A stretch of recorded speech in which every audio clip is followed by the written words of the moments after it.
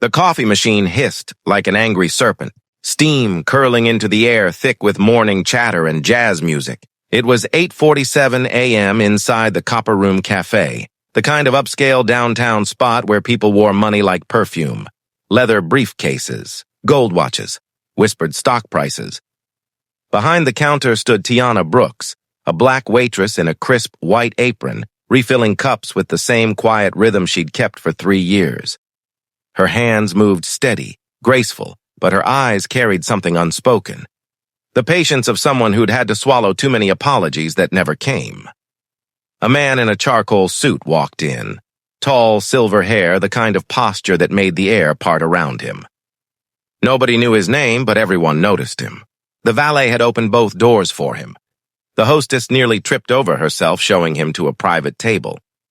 He looked around once, like he owned the place. Maybe he did. Tiana approached with her pad. "Good morning, sir. What can I get you?" The man didn't answer at first. He was on his phone, murmuring into the receiver. "Sell the remaining shares before the market hears a whisper." "No, I don't care who gets fired. Handle it." Then he hung up. Looked at her, really looked, and smirked. "Just coffee," he said. "Black, strong, like I assume you'd recommend." The people at the next table froze. One woman looked down at her croissant. A man cleared his throat, pretending not to hear. Tiana didn't flinch. She wrote down the order, her pen steady. "Coming right up, sir." He chuckled softly. "You're polite. I like that. Most of your kind get defensive." She paused only for a second. "My kind? Service workers," he said, leaning back, amused by his own wordplay. The hiss of espresso filled the silence between them. The hum of the cafe seemed to fade. The camera of the world was suddenly locked on this moment. One woman holding her dignity like armor, one man mistaking cruelty for charm. Tiana placed the cup before him. The porcelain clink echoed too loud. He took a sip. A little bitter. Maybe you should smile when you pour. Sweetens the flavor." A few patrons looked up now, uncomfortable but still silent. Tiana's hand tightened around the tray. "Anything else I can get you?" He smiled wider, pulling out a sleek silver card. "You can bring me your manager. Tell him I want to discuss your attitude. And while you're at it," he leaned closer, lowering his voice, "you might want to practice some gratitude. Jobs like yours disappear when people like me blink." Her reflection stared back at her in the polished counter. Calm, unshaken. "I'll get the manager," she said quietly. But as she turned, his phone buzzed again. He glanced down. His smirk faded. The color drained from his face. He stared at the screen like it had whispered a ghost. 3 words glowed across it. A text notification. "She knows everything." He froze. Cup halfway to his lips, Tiana saw it. Their eyes met, hers steady, his unraveling. The chatter in the cafe dimmed to nothing. Even the jazz seemed to hold its breath. He whispered almost to himself, "How do you know that name?" Tiana tilted her head slightly. Her voice was calm, controlled. "Because you told it to me once," she said, "before you forgot who I was." The billionaire blinked, trying to place her. Confusion turned to alarm, and for the first time that morning, maybe the first time in years, the man who owned everything couldn't find his words. Disguised Millionaire ordered coffee at his bar and froze after hearing 3 words from Black Waitress. Before she became the waitress who made a billionaire freeze, Tiana Brooks was just a woman trying to make ends meet in a city that didn't notice people like her. She lived in a small apartment above a laundromat. 2 rooms, 1 window, and a view of the alley where delivery trucks rumbled before dawn. Every morning at 4:30, the alarm clock buzzed, and she'd whisper to herself, "Get up. Tie. The world won't wait." She'd tie her hair under a scarf, slip on sneakers still damp from the night shift before, and walk the 10 blocks to the Copper Room Cafe. Her first stop was always the same, the vending machine by the back door, where she'd press her hand against the flickering light and say a quiet prayer her mother had taught her. "God, give me grace for the things I can't fix, and strength for the ones I can."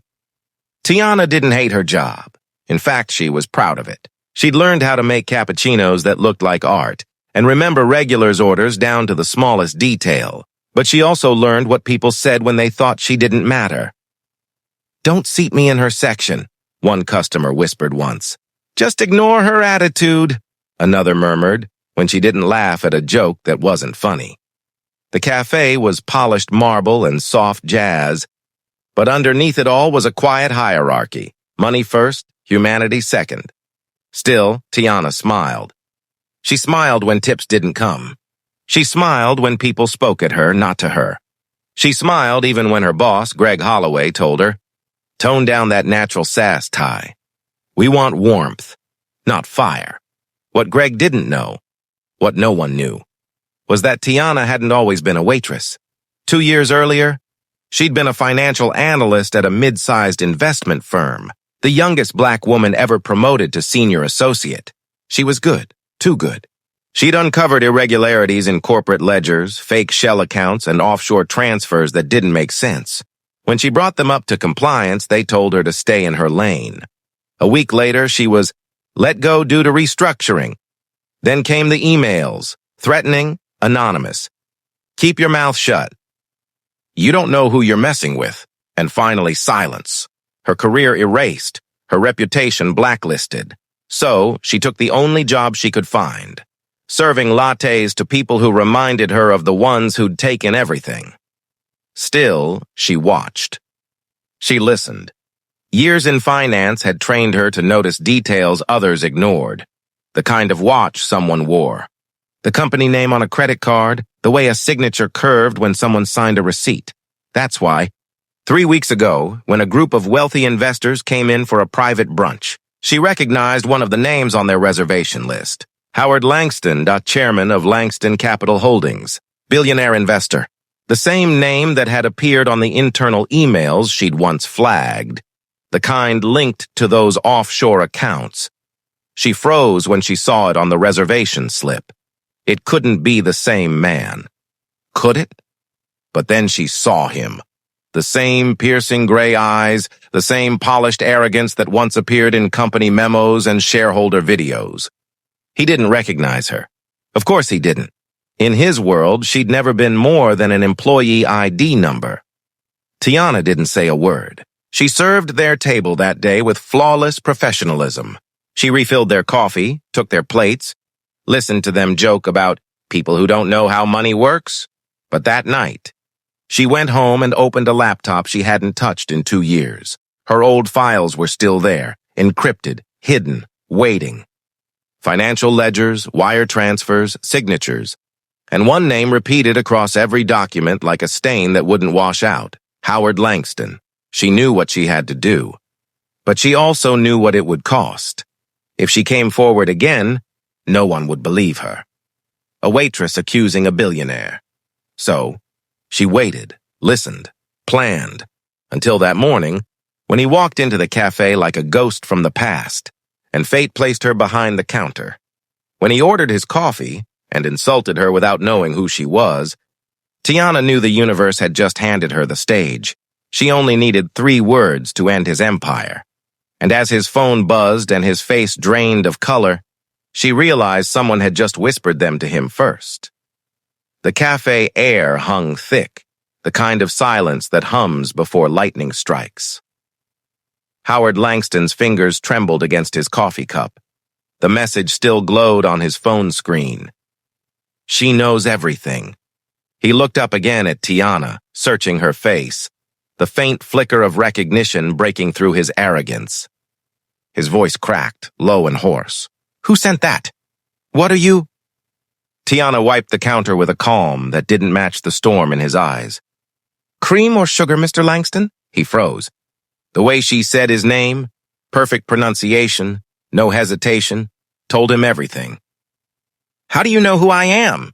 She leaned in slightly, voice soft enough to make him strain to hear. "I used to read your reports, every quarterly statement, every offshore transfer memo.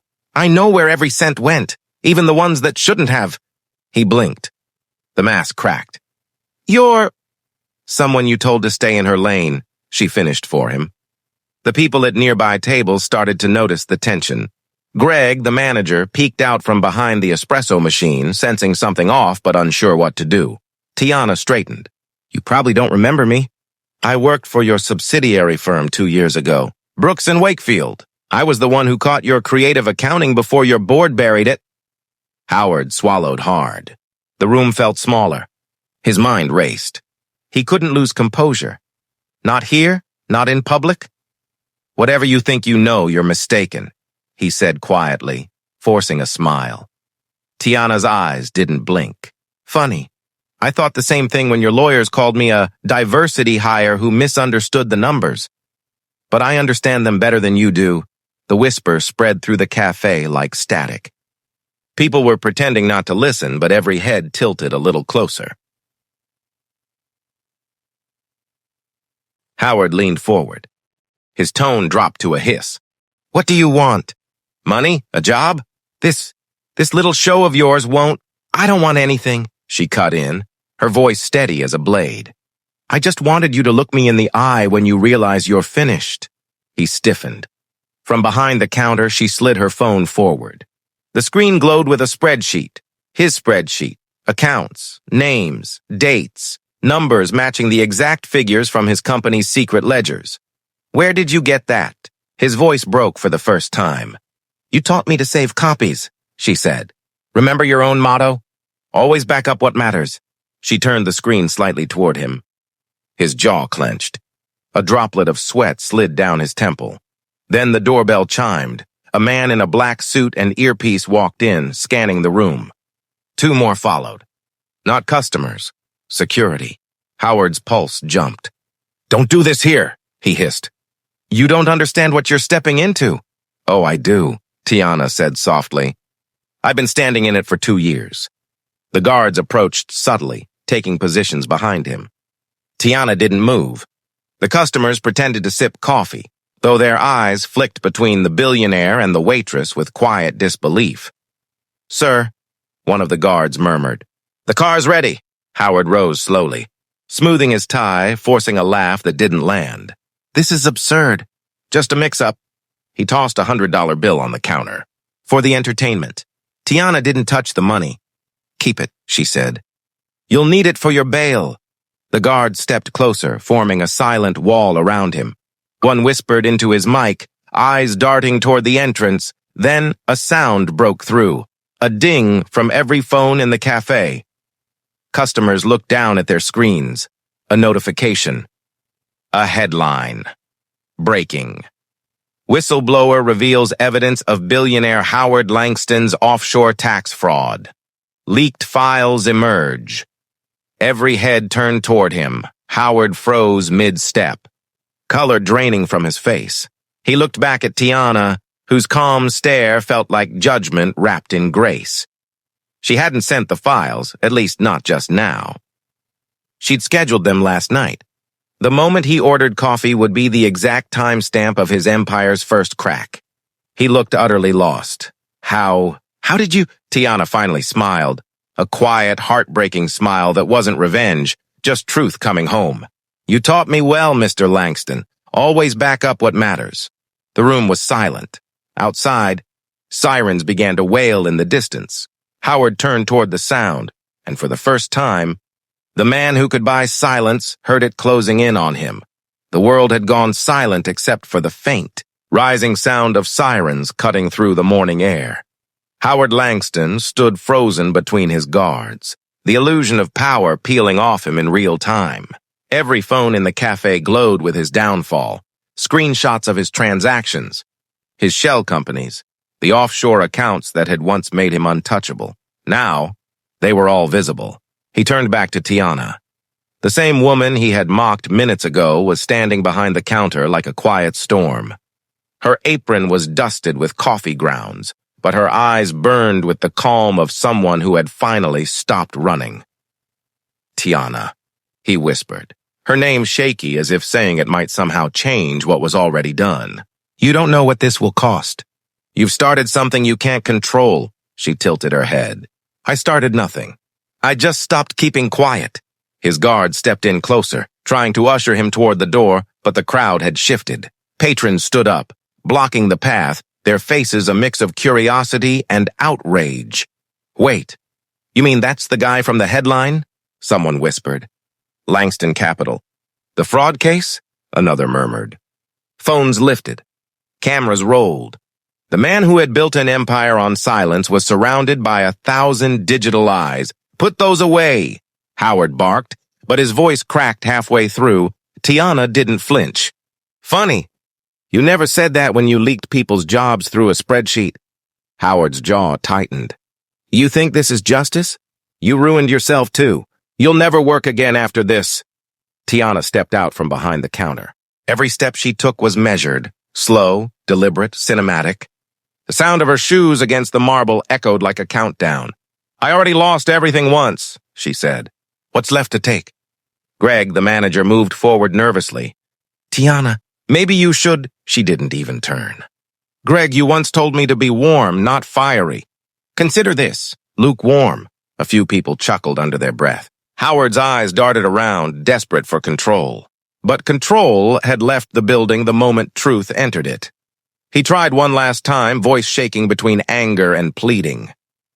"Look, I'll make it right. I'll compensate you. Make the charges disappear. Whatever you want, it's yours." Tiana stopped an arm's length away. The camera, if this were a film, would zoom close on her face, the quiet devastation of 2 years flickering behind her eyes. "You still think everything can be bought," she said softly. "Even peace of mind." He opened his mouth to respond, but before he could, the cafe door burst open. 2 officers entered, followed by a woman in a gray suit. "Detective Ramos, Economic Crimes Division. Howard Langston," she announced, voice steady. "You're under arrest for financial fraud, money laundering, and obstruction of justice." Howard's guards instinctively stepped back, hands raised. The detective nodded toward Tiana. "Miss Brooks? You're the whistleblower?" Tiana nodded once, no smile. "Just truth." Ramos turned back to Howard. "You might want to thank her. She's the reason we caught you before you vanished again." Howard's face twisted. He looked at Tiana, his voice trembling with disbelief. You can't possibly understand what I built." "Do you know what it's like to have the world watching every move? To have power?" Tiana cut him off gently, almost with pity. "I do, actually. The difference is, I never used mine to destroy people." The detective nodded for the officers to move in. Cuffs clicked. Cameras flashed. Howard's once perfect posture crumbled as he was led out of the cafe, the same cafe where he thought no one could touch him. As he passed the door, he glanced back over his shoulder. Tiana was standing by the counter again, calm, unmoved. She looked almost sad, because justice, when it finally comes, isn't loud. It's quiet. It's the sound of truth exhaling after holding its breath too long. Howard's voice cracked as they pulled him outside. "You'll regret this," Tiana whispered, mostly to herself, but the whole cafe heard it. "No, Mr. Langston, I'll remember it." The door shut behind him with a soft chime. Not an ending, but a punctuation mark. 2 weeks later, the same morning light filtered through the Copper Room Cafe. But the air was different now. Where gossip and indifference used to live, something new had settled. Respect. Customers still ordered their cappuccinos and croissants, but they also whispered softly about the woman behind the counter, the one who stood up to a billionaire and didn't flinch. Tiana moved through the space quietly, wiping tables, refilling cups. Her posture hadn't changed, still humble, still steady, but there was a weight lifted from her shoulders, a dignity that no uniform could hide. On the cafe wall, a small newspaper clipping had been taped up near the register. "Whistleblower Waitress exposes billionaire fraud, sparks national probe into corporate corruption." Some read it. Some pretended not to. But everyone looked at her differently now. Even Greg, her manager, once quick to silence her, was softer now. He hovered near the counter, clearing his throat. "Tiana, there's someone here to see you." She turned.